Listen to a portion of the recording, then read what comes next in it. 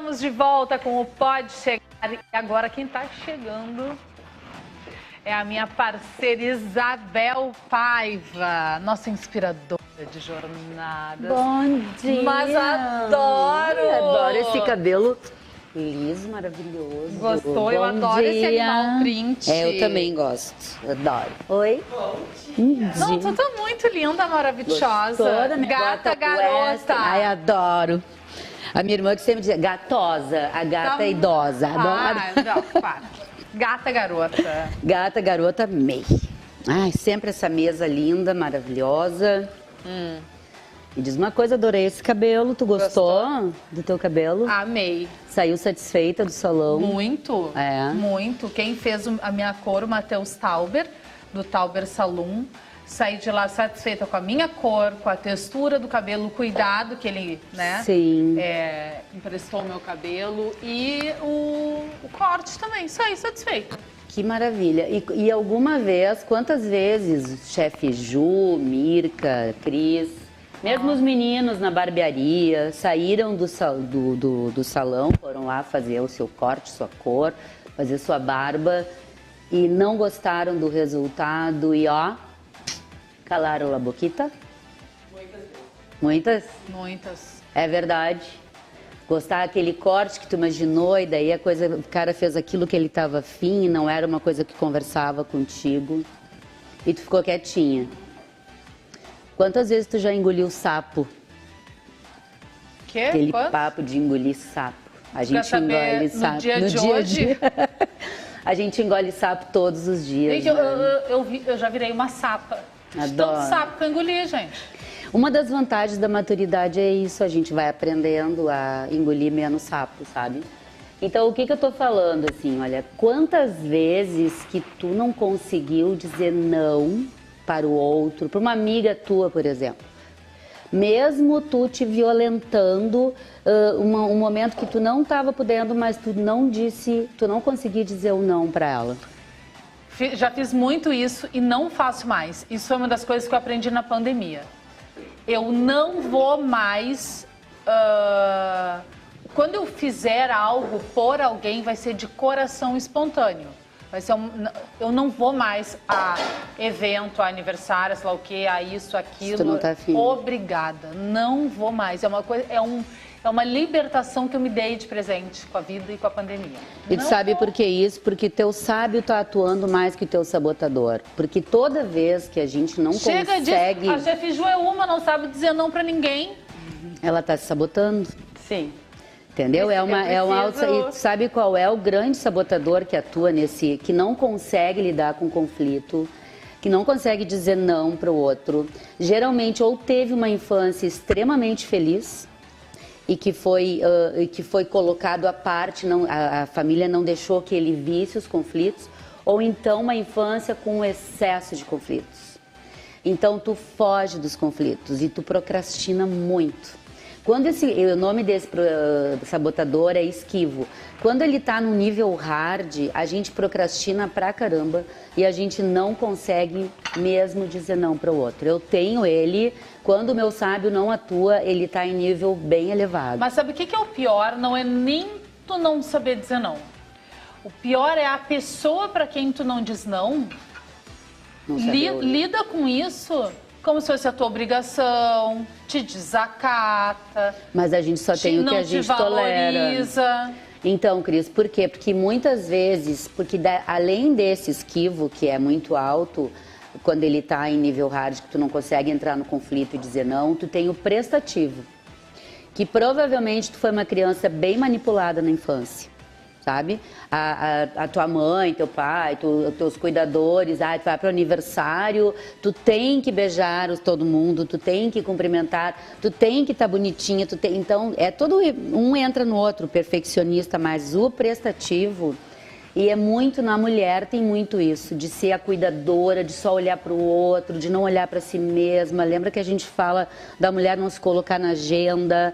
É aquela que está sempre pronta para o outro, essa pessoa também tem muita dificuldade de dizer não.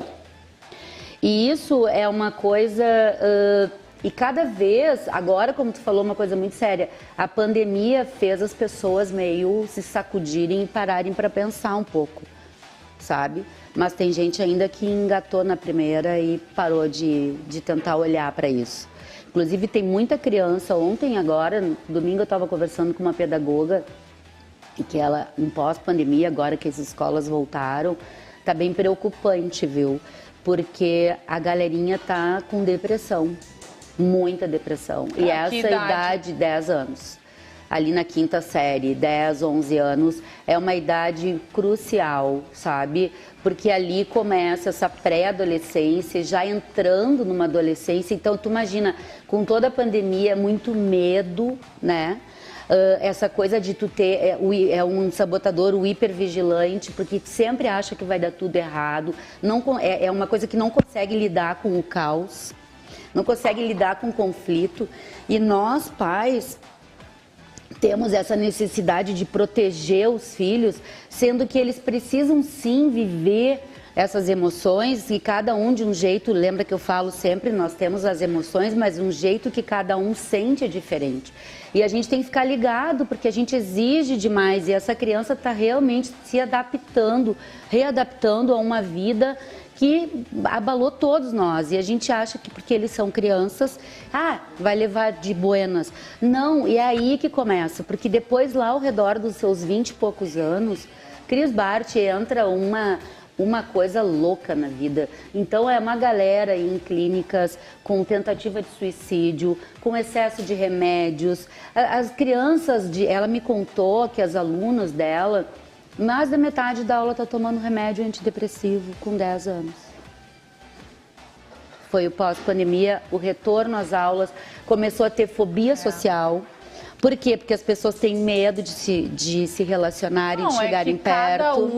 Cada idade reage de uma certa forma. A criança hoje com 10 anos, no início da pandemia, tinha 7, 8.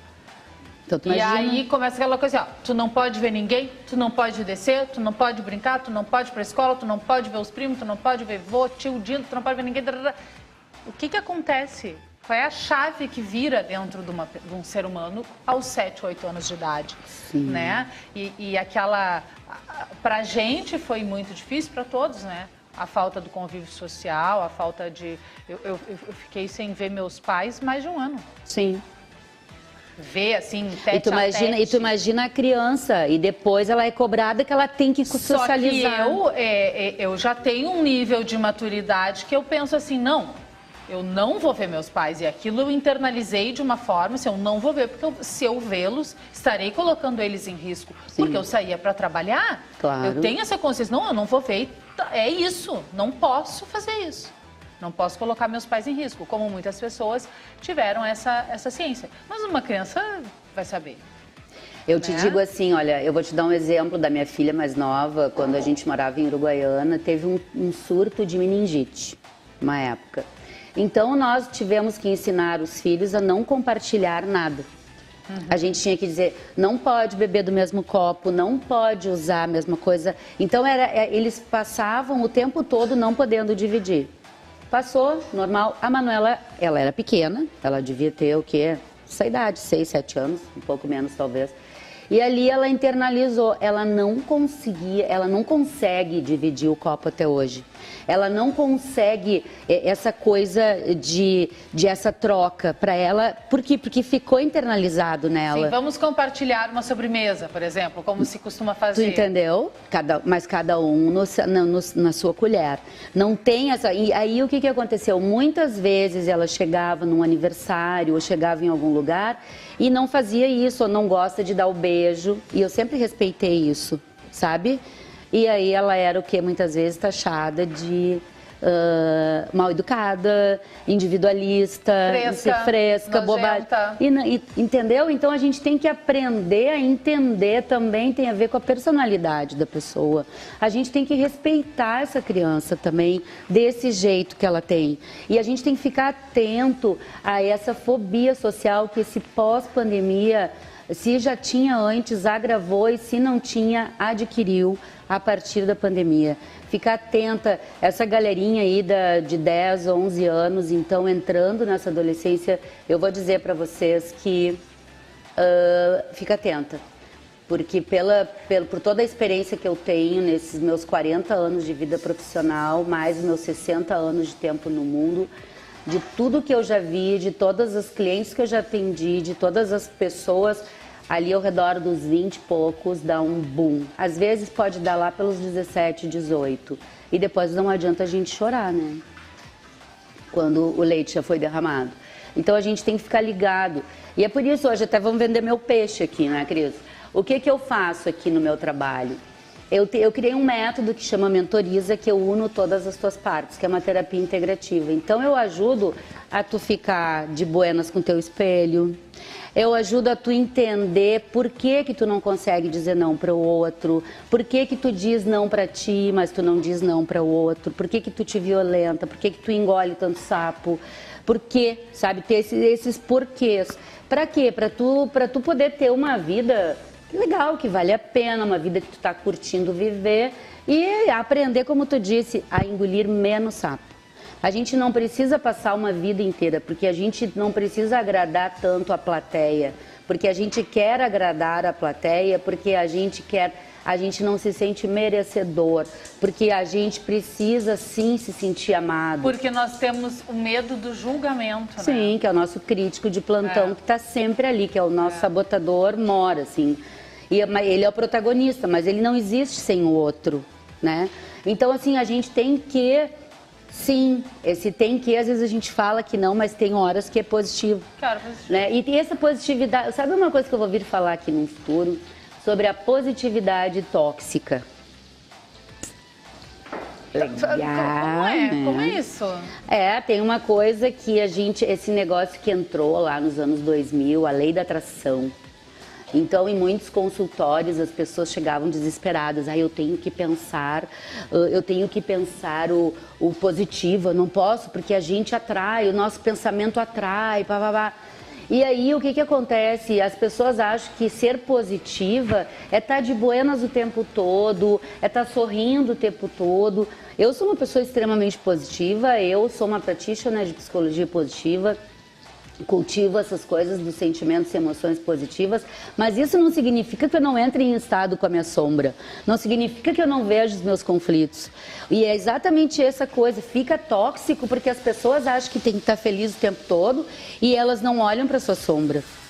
É bem interessante o assunto, a gente entra e quando tu chega em alguém que chega em ti e diz, meu Deus, eu tenho que ser positiva, e vira tão tóxico para essa pessoa que ela passa mal. Quando tu diz não, tu tem que te aceitar com a tua dualidade, com a tua vulnerabilidade e aprender a enxergar isso, e que a diferença é que tu aprender como tu administra isso, né, Cris? Esse que é o grande barato da coisa, é tu aprender a administrar, porque sim, a gente é sombra e a gente é luz, e a gente tem que entrar em contato com essa sombra. E aí as pessoas, quando entram em contato com a sombra, as pessoas têm medo achando que está atraindo só o que é ruim. Então acaba virando uma coisa muito tóxica. É meio complexo, assim, mas a gente vai trazer o assunto. Vamos destrinchar outro dia. Então assim, eu vou te perguntar aí do outro lado. Como é que tu tá lidando com os teus nãos? Tu tá conseguindo dizer não pro outro? Tu tá dizendo não só pra ti mesmo? Pensa nisso e qualquer coisa vem aqui falar com a gente. Procura a Isabel lá no Instagram, que ela adora conversar, ajudar. E eu quero muito ajudar pais que estão em conflitos de separação, Cris, que estão se separando. A gente precisa aprender a construir uma separação.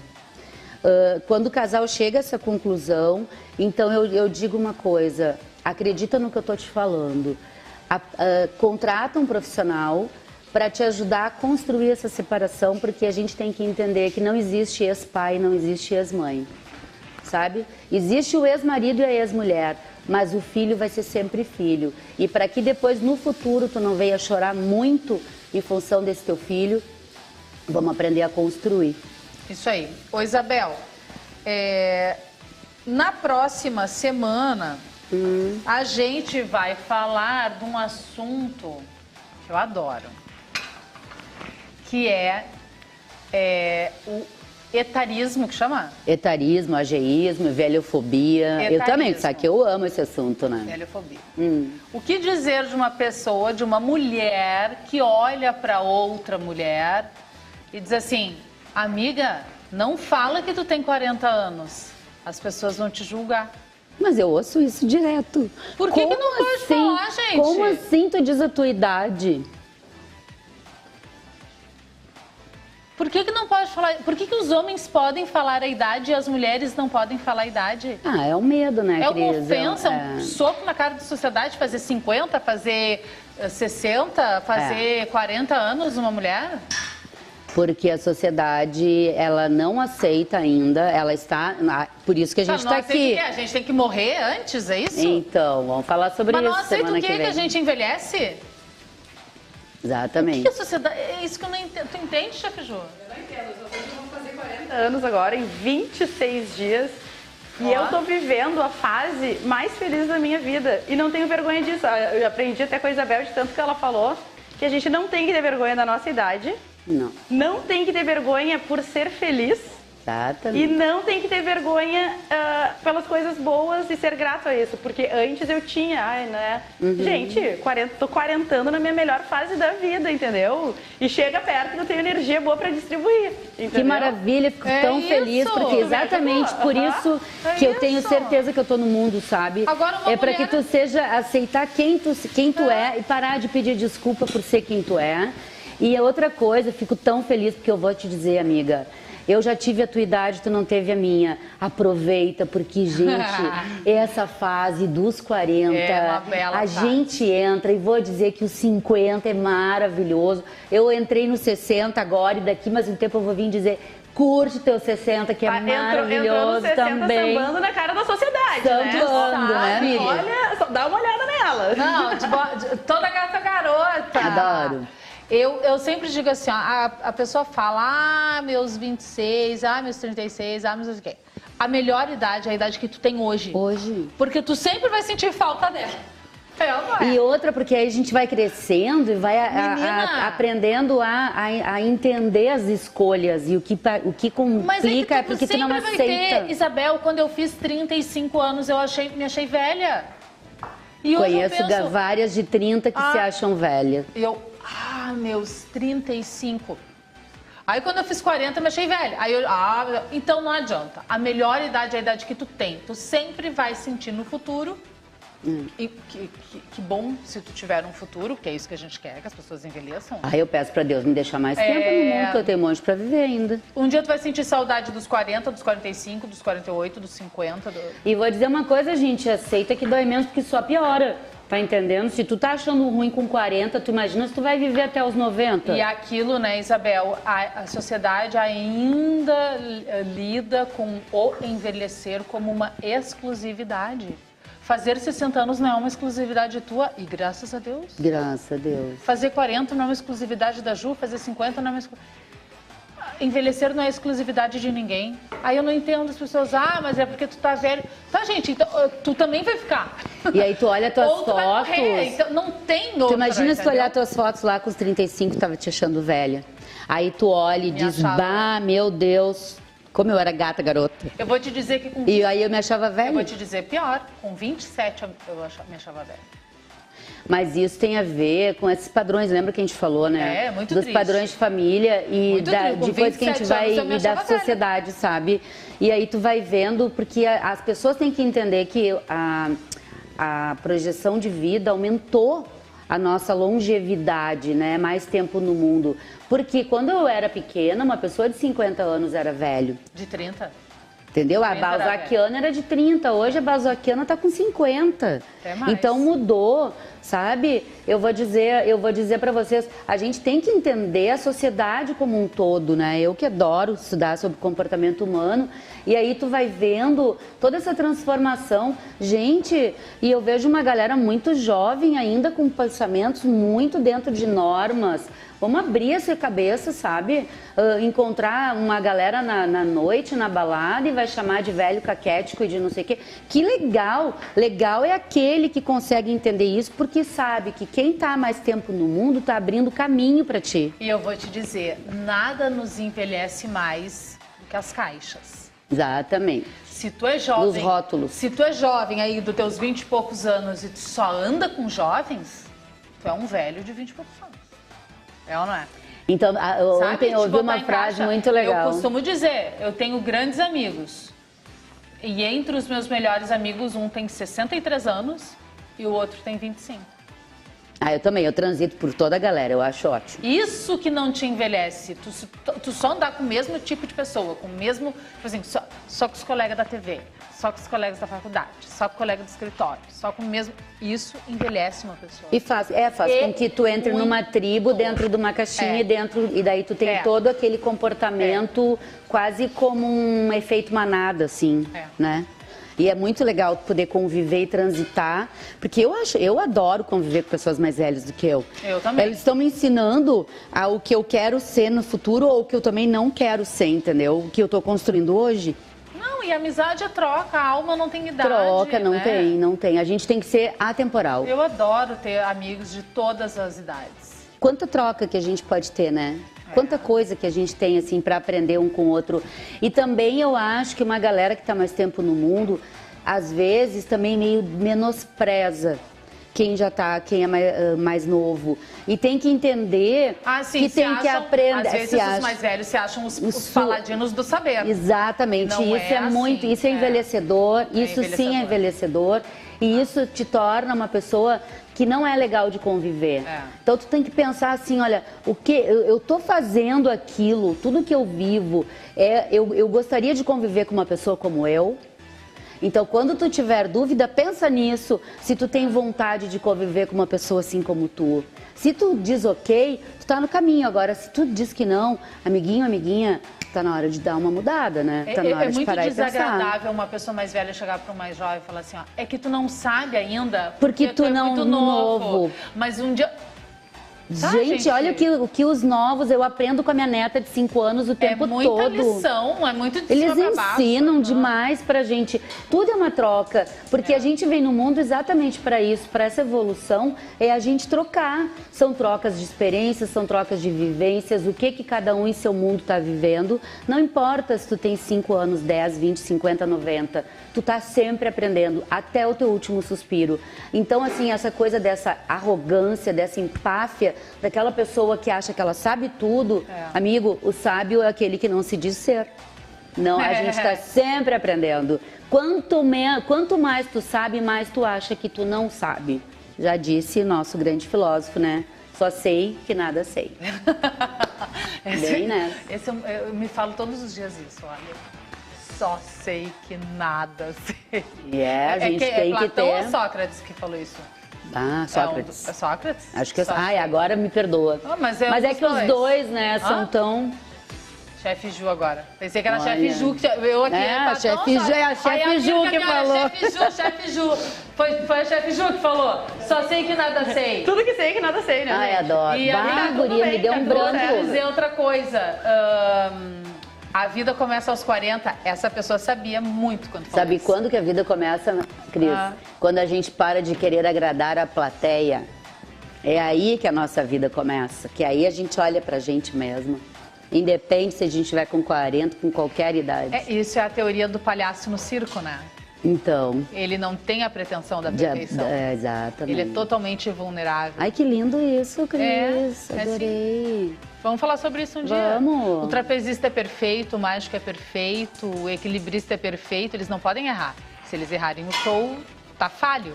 O palhaço não. Ele é o único que é vulnerável. Tudo que ele vai fazer vai dar errado. E ele mostra como a gente é paradoxal, né? Essa contradição que existe da perfeição com a vulnerabilidade. O circo tem uma analogia muito incrível com a vida. Pense nisso, Isabel. Enquanto lhes digo, até terça-feira. Enquanto te digo até mais, que vai ter risoto.